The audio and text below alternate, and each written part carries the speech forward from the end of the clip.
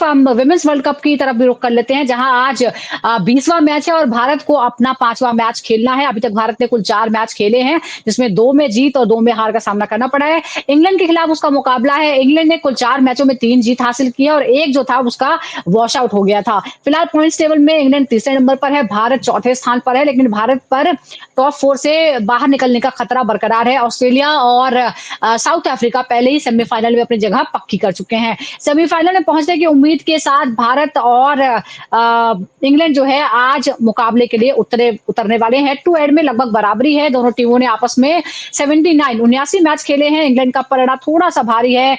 Team ने 41 match जीते हैं। भारत 36 मैच में जीता है। 2 मैच बेनतीजा रहे हैं। अगर हम पिछले 12 मैचों की बात करते हैं तो भारत सिर्फ 4 में जीता है। 8 मुकाबले इंग्लैंड ने जीते हैं। आखिरी बार दोनों के बीच में मुकाबला 2022 में हुआ था। भारत को 4 विकेट से इंग्लैंड ने हराया था इंदौर के होलकर स्टेडियम में। पहली बार दोनों टीमें वनडे खेलने के लिए उतर रही हैं। सुनील यश कालरा भी अगर हमारे साथ जुड़ रहे हैं, उनको भी स्क्रीन पर लाया जाए। सर, यहाँ वो अगर वुमेन्स वर्ल्ड कप की हम बात करें तो भारतीय टीम ने शुरुआत अच्छी की थी, लेकिन उसके बाद लगातार उसकी सारी कमजोरियां जो थी वो एक्सपोज होती गई। भारत और इंग्लैंड के बीच वैसे भी हेड टू हेड में इंग्लैंड थोड़ा आगे नजर आता है। आपको लगता है कि पहले से ही भारतीय टीम दबाव में है? इंग्लैंड का परफॉर्मेंस अच्छा है, 4 मैच में 3 वो जीती है, 1 उसका वॉश आउट हुआ है, यानी वो हारी कोई नहीं है। भारत 4 में से सिर्फ 2 जीत पाया है। क्या आपको लगता है कि मानसिक रूप से भारतीय टीम पहले ही दबाव में है इस मैच में? देखिए, जो आंकड़े आपने पढ़े हैं इसमें तो 8 बार इंग्लैंड जीता हुआ है, 4 बार इंडिया जीता हुआ है। तो ये आंकड़े तो चुकाने वाले हैं। मैं इंडिया की टीम काफी बेहतर अच्छी टीम है, ऐसी बात नहीं है। पर अब 4 मुकाबलों में उन्होंने सिर्फ 2 ही मुकाबले जीते हैं। क्योंकि मैंने इनका मैच देखा था, एक पूरा मैच देखा था इंडियन वुमेन्स का। तो इनमें जो कमियां मेरे को दिखाई दी है, एक तो बॉलिंग अटैक में बड़ी कमी दिखाई दी है, पेसर में बड़ी कमी दिखाई दी जी। है, स्पिनर ठीक है।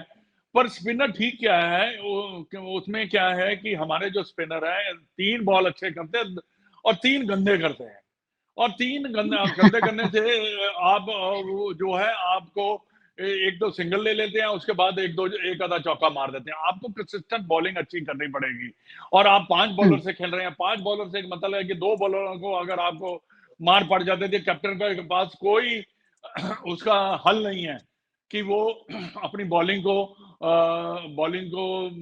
कैसे कमबैक करा सकता है। दूसरी बात जी। मैंने की थी कि इनके जो टॉप बैट्समैन है वो तो ठीक है, बहुत अच्छे है।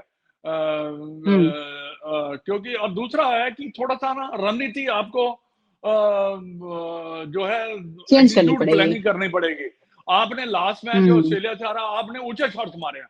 आप जब हुँ, आप खेल रहे हैं तो आप देखिए कि अलोंग द ग्राउंड हम कैसे रन बना सकते हैं। अगर आप ऊंचे खेलेंगे तो आपका चांस भी स्मृति मंदाना भी तो बीच deep I think mid on पे आउट हुई हुँ। थी। Most of the South batter Africa जो से थे, हारे, यस। हाँ।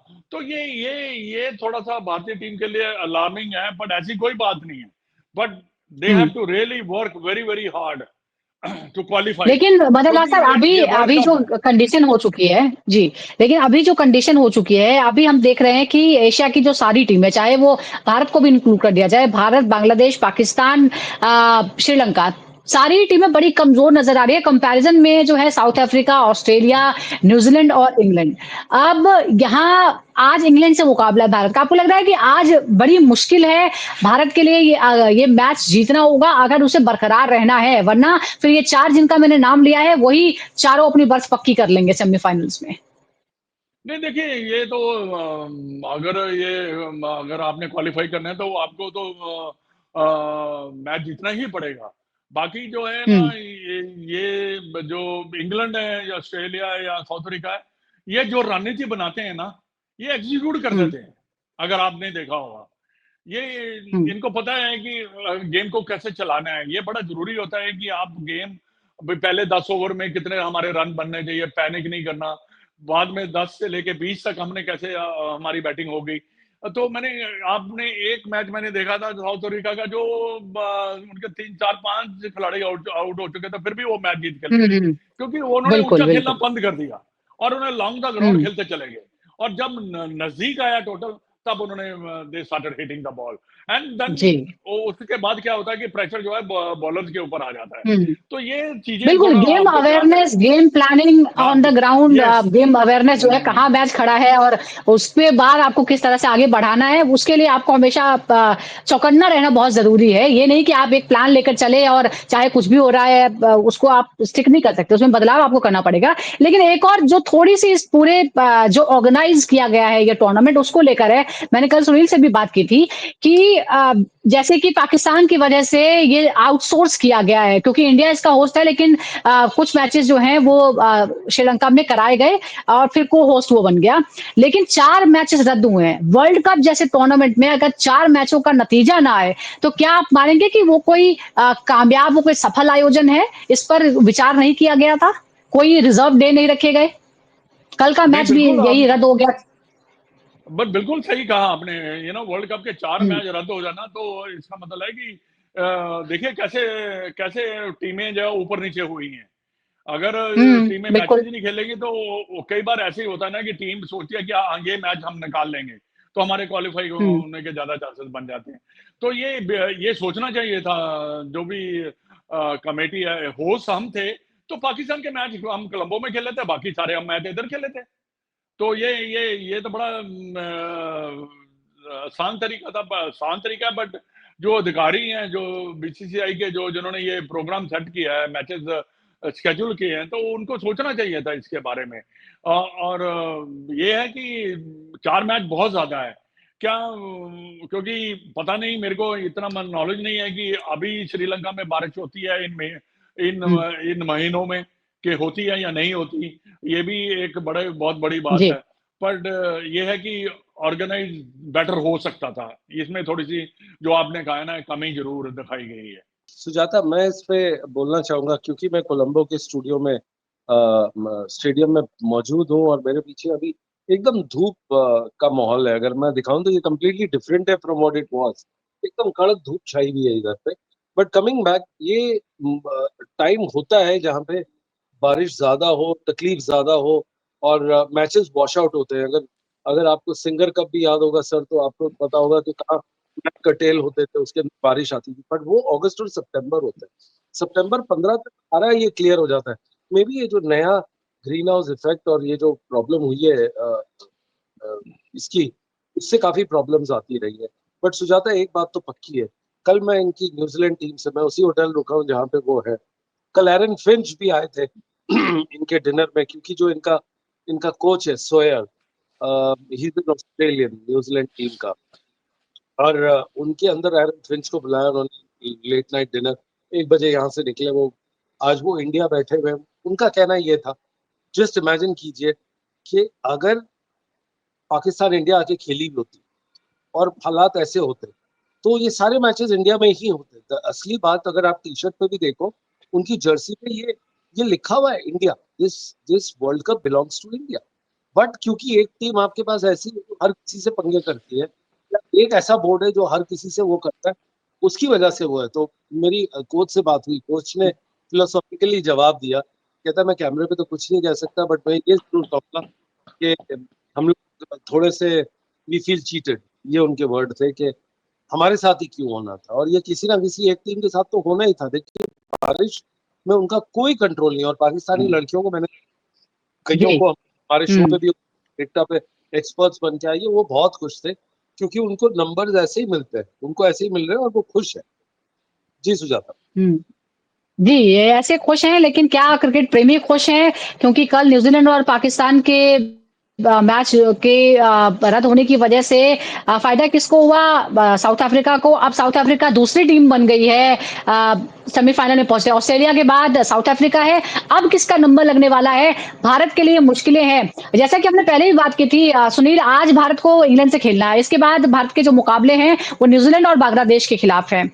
क्या आपको लग रहा है कि अभी भी भारतीय टीम बनी रह सकती है? हालाँकि आप पहले दिन से कह रहे हैं कि अगर हम इंडियन टीम सेमीफ़ाइनल में भी पहुँचती है, तो ये हमारे लिए सेलिब्रेट करने की बात हो जाएगी। मुझे लगा सर, मैं यही बात कह रही हूँ कि आज जिस तरह से हमने देखा कल पाकिस्तान जो है वो बिना कोई मैच जीते ही बाहर हो गई। हालाँकि पॉइंट्स उन्हें मिल गए क्योंकि मैच रद्द हो गया था।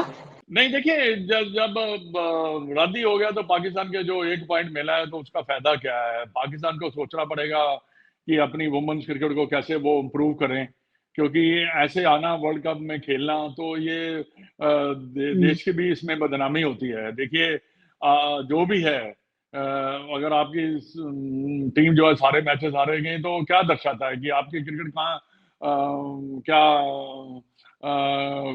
क्या ऑर्गेनाइज करते हैं अब। और इसका मतलब है कि जो हम उनके जो खिलाड़ी हैं वो उनके उनके भी वो भी परेशान होंगे, क्योंकि हार किसी को पसंद नहीं होती।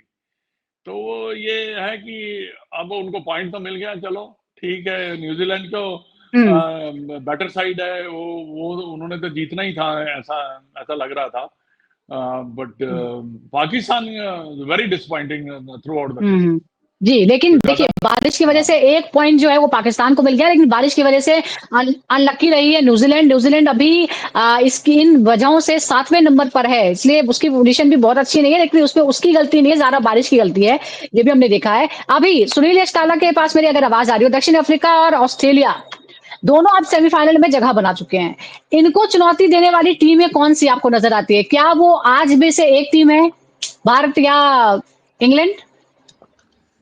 देखिए, भारत और इंग्लैंड बाकी 2 टीम्स हैं जो बहुत ही स्ट्रॉन्ग है।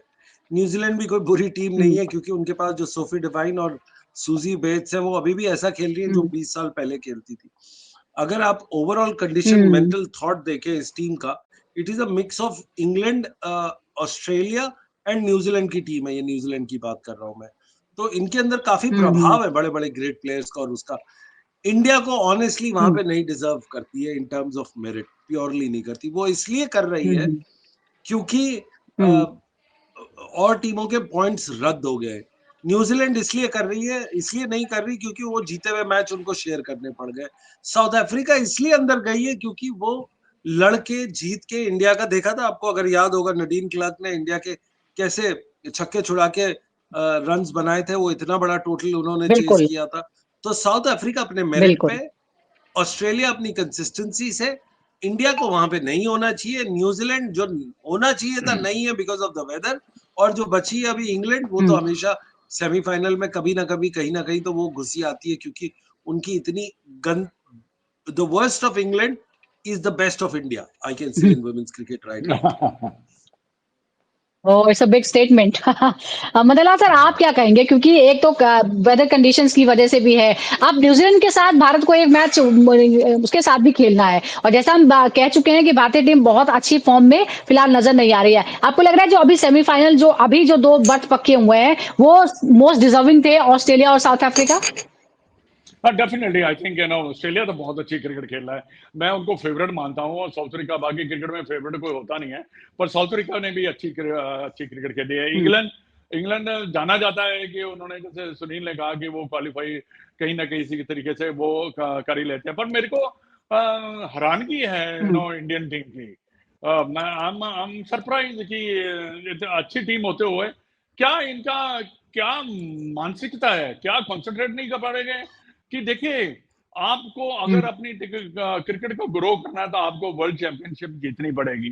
क्या हवा में उड़ रहे हैं, क्या है ये मेरे को हुँ, समझ नहीं आया। सुनील काला ज्यादा बता सकते हैं, क्योंकि मेरे को लगता है कि इंडियन वुमन के पास हुँ, जो टैलेंट है काफी अच्छा है, पर पेसर तो है नहीं। आपने कैसे टीम बनाई है, आपको पता हुँ, होना चाहिए, कोचेज को पता होना चाहिए भी ये जो ऐसे हमने गेंद करवाने हैं। आपकी रणनीति, आप जब आप कहते हैं ना कि कोच का काम है साथ मिलकर काम करना, बताना। तो हुँ, यहाँ पे मेरे को चाहिए, ये नहीं करना नहीं है, चाहिए। There is two different things. जी कि मैं चाहूंगा कि ये यहाँ पे आप गेंद करें, इसमें कोई हार्ड एंड फास्ट रूल हुँ, नहीं है, आप कंट्री के लिए खेल रहे हैं। तो कोच जो है जी, उसका इम्पैक्ट जो है बहुत ज्यादा होता है। अगर आप कोच अपना इम्पैक्ट अगर डालना चाहे, अगर वो कोच ने भी वहां बैठे जी, रहना है, वो लैपटॉप लेके लिखते रहना, मेरे को तो पता नहीं लगता कि क्या लिखते हैं हुँ, वो वहां पे। क्योंकि क्रिकेट में ये चलता है, ब्रेन चलता है। आज भी आप मेरे को कोई जी, भी आप पूछेंगे कि कैसे आप कौन सी गलती आपने की, कौन सा अच्छा किया, मेरे सारा यहाँ मेमोरी मसल में घुसा हुआ है, मैं बता सकता हूँ आपको। हुँ, बट ये and of the day what matter, आपने मैदान में जाना है जब प्लेयर ने, उसने अकेले होना है, वहां पे उसको अपनी रणनीति अपनानी पड़ेगी। उसको उनको मेंटली कोचेस जी, को चाहिए कि उनको स्ट्रॉन्ग करे, भी ये मेरी रणनीति है, बिल्कुल। यही मैं चाहूंगा कि आप करें। हुँ।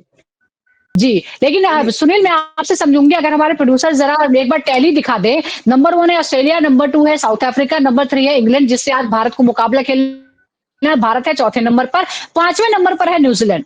आपको लग रहा है कि आज के मुकाबले के बाद इस टैली में हम थोड़ा बदलाव देखेंगे और हमें क्लियर हो जाएगा कि बेस्ट 4 कौन है? आज तो नहीं, खैर एक मैच और देखना है, इंडिया को एक और खेलना है, उसके बाद जब इंडिया खेलेगी न्यूजीलैंड से उसके बाद वो होगा। हुँ, बट मैं एक स्टेप पीछे आना चाहता हूँ मदन लाल जी की बात पे। बड़ी बहुत अच्छी बात कही है उन्होंने। उन्होंने कहा कि आपको ऐसा कोच चाहिए जो डंडे मार के आपको बोले ये करना है, ये मुझे चाहिए। सेलेक्टर बोले कि हुँ, मुझे आज से 2 साल पहले बोलते कि हमारा वर्ल्ड कप इंडिया में है, हमको एक पेसर चाहिए, क्योंकि एक प्लेयर 38 साल का है, दूसरी प्लेयर की स्पीड नहीं आ रही, तीसरा आपके पास कोई वो नहीं है, तो आप तैयार कीजिए, नहीं कर सकते तो स्पिनर वर्ल्ड क्लास का कीजिए। मैचेस हुए हैं कि वर्ल्ड कप में हुँ, स्पिनर्स ने वर्ल्ड कप खोला है अपनी गेंदबाजी से। दीपक पटेल एक क्लासिक एग्जांपल थे 1992 वर्ल्ड कप के। पर टेक अ स्टेप बैक, आपके पास अमोल मुजुमदार एक ऐसा कोच है जो बहुत ही गुडी गुडी बंदा रहा है। उसने कभी, he is not a street fighter, let me tell you. मेरा उनसे इंटरेक्शन एशिया कप में हुआ था। उनका जब इंडिया हारी थी वो मैच, तो उनका यही कहना था, और T20 वर्ल्ड कप जो दुबई में हुआ था, उनका यही कहना था, team is gelling well, we are like a family, we are good, we respect each other, we trust each other. और मैंने कहा, they didn't allow me to answer. मैंने कहा कौन सी दुनिया में ये बातें कर रहे हैं कि we are trust, we are gelling well, there is a mutual respect. अरे रिस्पेक्ट आपका भी है, आपने डोमेस्टिक क्रिकेट में बहुत बड़े बड़े रिकॉर्ड किए, बट कमेंटेटर बॉक्स से आप सीधा कोचिंग में आ गए। पर आपका वही है, आपका माइंडसेट कमेंटेटर जैसा ही है, एक्सपर्ट कमेंटेटर जैसा, कि मैं कुछ ऐसी बात ना बोल दूं किसी का दिल दुख जाए, कि फैंस ना मेरे पीछे लगे। हुँ, सर ने एक बात बहुत अच्छी बोली है जो हमको हाईलाइट करनी चाहिए। ये सडनली वुमेन्स क्रिकेट के पास इंडिविजुअल टैलेंट तो है, बट ये जो मैनेजर कल्चर आ गया इनमें बहुत जल्दी। देखिए, पहले आप you deserve and then you demand. इन्होंने डिमांड करना पहले हुँ, शुरू किया, अभी तक वर्ल्ड कप की कोई ट्रॉफी नहीं जीती है।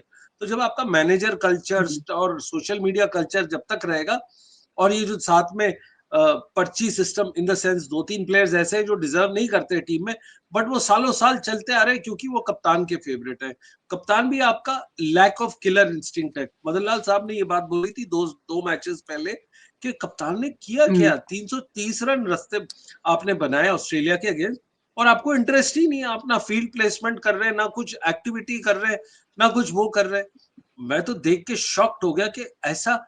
ये देखिए, ये आज से नहीं, ये 3 कोचेस पहले से है। इससे पहले आपके पास हुँ, ऋषिकेश कनिटकर थे, वो भी हुँ, बड़े सॉफ्टी वाले कोच थे जो अभी अंडर 19 और एनसीए में। उससे पहले रमेश पवार थे, उससे पहले डब्ल्यू रमन थे। ये जितने भी फॉर्मर प्लेयर्स थे, इन्होंने स्ट्रिक्टनेस लाने की कोशिश की, तो लड़कियों ने एक पुश बैक हुँ, दिया। तो मेरे ख्याल से वो कहीं ना कहीं मेल कोच थोड़ा सा कतराते हैं। मेरे ख्याल से हिंदुस्तान को वही करना चाहिए जो हॉकी में 1982 में किया था, एशियन गेम्स के जी, अंदर। कर्नल बलबीर सिंह को हुँ, लेके आए थे वो हॉकी वाले, जो ओलंपिक मेडलिस्ट थे हुँ, और विनर थे। उनको पता था कि इनको कैसे हुँ, कड़क तरीके से, या तो मदन लाल साहब जैसे कोच हो जो बिल्कुल राइट को राइट नहीं, बोले, ब्लैक को ब्लैक बोले। देखिए सुनील, आपने जो बात की है ना, जो जब कोच आके ये बात कर रहे हैं ना, कि हम जल कर रहे हैं, हम एज ए फैमिली है, this is a totally hmm, unprofessional talk, unprofessional talk. Exactly, हाँ, एग्जैक्टली। और ये ये आईसीसी की स्पोर्ट्स वेबसाइट में पे नहीं भी है ये चलती। Press conference. ये देखिए, ये चलता नहीं है भाई। You are paid for the job, you not exactly. Absolutely, sitting there free, you know, like what is accountability. आप सालों साल आप वहां बैठे हैं, तो उसका क्या मतलब है? ये हुँ, तो कोई बात नहीं हुई ना। आप मैं आपको छोटी सी बात बताना चाहूंगा कि जरा भी इंडियन कोच के जरा भी रिजल्ट खराब आते थे, एकदम सैक कर देते थे। और अब हुँ, पता नहीं, आप सालों साल चलते चले जा रहे हैं, स्वीट टॉक, जल, ये वो। और दूसरी एक बड़ी अच्छी बात की सुनील ने, कि जो जो हाँ, ये मैनेजर कल्चर आ गया है, ये सोशल, मैं तो यही कहूंगा। बट ये पीआर, देखिए, कैप्टन और जो वाइस कैप्टन या कोच, इनका जो जब ये सिलेक्शन करने के लिए बैठते हैं ना, मैं भी सिलेक्टर रह रहा हूँ, बैठते हैं ना, तो इनके सिर्फ व्यू लिए जाते हैं, सिर्फ व्यू लिए जाता है। ये नहीं, कोई कैप्टन फोर्स नहीं कर सकता कि मैंने कोई ये प्लेयर चाहिए, ये ऐसा नहीं होता कभी भी। उनके व्यू लेकर जो सिलेक्टर बने हैं, उनका फिर जॉब है कि आप एक अच्छी टीम बनाएं, क्योंकि सिलेक्टर तो देख रहे हैं प्लेयर्स को। ये जो प्लेयर खेलते हैं, ये थोड़ी देख रहे हैं उनको भी कैसे परफॉर्म कर रहे हैं, क्या उनका एटीट्यूड है, क्या उनकी बॉलिंग की लाइन लेंथ ठीक है या नहीं। ये प्लेयर थोड़ी देखते हैं, ये तो सिलेक्टर देखते हैं। व्यू लीजिए, फिर टीम अपनी बनाइए खुद, तब आपको आपकी अकाउंटेबिलिटी होगी भाई। हाँ, अब सिलेक्टर भी क्या यहाँ पे पता क्या होगा, सिलेक्टर भी कहता जी उसने मांगा था, उसने मांगा था, उसने मांगा था। ये अनप्रोफेशनल जॉब्स है ये सारी, ये खो-खो कल्चर है। अगर एक मेरा हाइपोथेटिकल सवाल है, मदन लाल जी, अगर आपके हाथ में अगर ऐसी टीम दे, हाइपोथेटिकली एक नई टीम, आपने भी 97 में एक ऐसी टीम बनाई थी जो बहुत ही अच्छा टैलेंट था, बट वो टीम एज ए जेल नहीं कर रही थी, प्रोफाइल नहीं कर रही थी, और आप पाकिस्तान का भी दौरा किया था। तो अगर मैं आपसे पूछूं कि अगर आप वुमेन्स क्रिकेट के कोच एकदम नए सिरे से आए और बिल्कुल स्लेट को साफ करें, तो आप 3 चीजें वैसी क्या करेंगे जो हिंदुस्तान क्रिकेट वुमेन्स को करनी चाहिए? देखिए, सबसे पहले तो ये है ना, इनका जो कल्चर है ये चेंज करना पड़ेगा।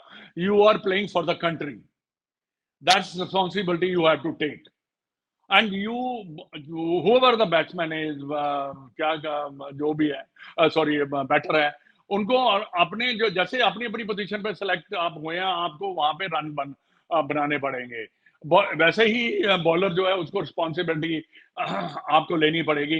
तीसरी सबसे बड़ी जो मैं चाहूंगा कि इनका जो फिटनेस लेवल है, इनको कितनी जल्दी से जल्दी इंप्रूव किया जाए, और इनके जो आर्म्स हैं, थ्रो आर्म्स हैं, जो इनको कैसे स्ट्रॉन्ग किया जाए।